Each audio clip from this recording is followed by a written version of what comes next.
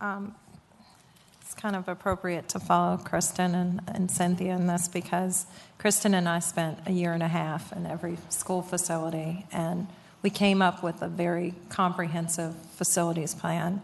And I think it's important to note that there was a full comprehensive facilities plan in place when we left the school board. And that plan was roughly $560 million.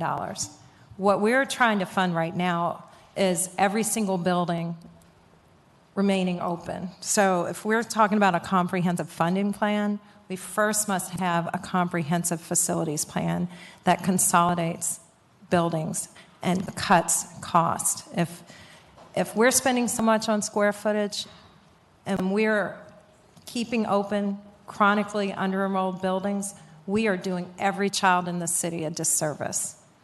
In addition to that, on the school board, I was there when we looked at bringing in higher achievement and what kind of impact that could make. We didn't have the funding to make that happen. Altria stepped up and made higher achievement happen for our middle schoolers. Altria stepped up and helped fund communities and schools to provide those resources to our students that are coming in with a lot of disadvantages. Altria has stepped up for our city to the tune of over $120 million in the past 10 years. That's in addition to the $17 million in machinery, tools, and business taxes that are paid into our general fund.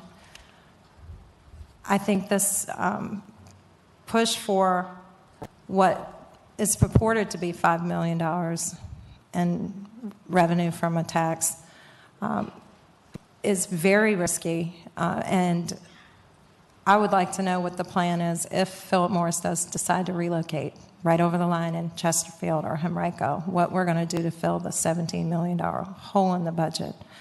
I think that's a very real threat. I really do. It's happened if you look at other localities. They uplifted and moved out of New York City, their headquarters that are now located in Henrico County when New York went to a no smoking policy. Smoking's bad. We know this. I lost my father to lung cancer. He was a horrible 3-pack a day smoking habit smoker. But that doesn't diminish the resources that we are getting in our general fund. We fought earlier today to find $600,000. This is a $17 million contribution into our general fund right now today that we know we can get.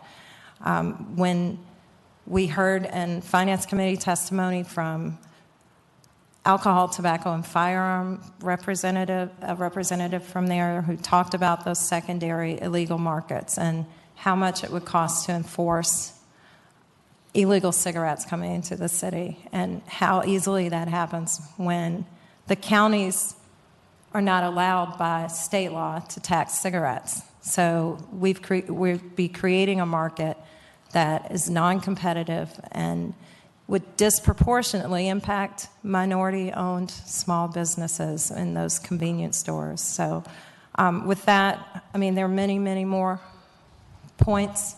I would like to work with the school board, and I'd like to work with this body to come up with a comprehensive facilities plan that consolidates and rezones and move forward with a comprehensive funding plan.